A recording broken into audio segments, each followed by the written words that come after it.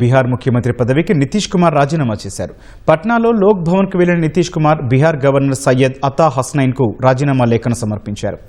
రాజీనామాకు ముందు పార్టీ ప్రధాన కార్యాలయంలో మంత్రివర్గ సమావేశం నిర్వహించిన నితీష్ కుమార్ తన నిర్ణయాన్ని సహచర మంత్రులకు తెలియజేశారు. అనంతరం మంత్రి మండలిని రద్దు చేశారు. బీహార్కు అత్యధిక కాలం సీఎంగా పనిచేసిన రికార్డు నితీష్ కుమార్ పేరిట ఉంది. దాదాపు 21 ఏళ్ల పాటు ముఖ్యమంత్రిగా కొనసాగిన ఆయన ఇటీవలే రాజ్యసభకు ఎన్నికయ్యారు. బీహార్ ముఖ్యమంత్రి పదవికి నితీష్ కుమార్ రాజీనామా చేశారు.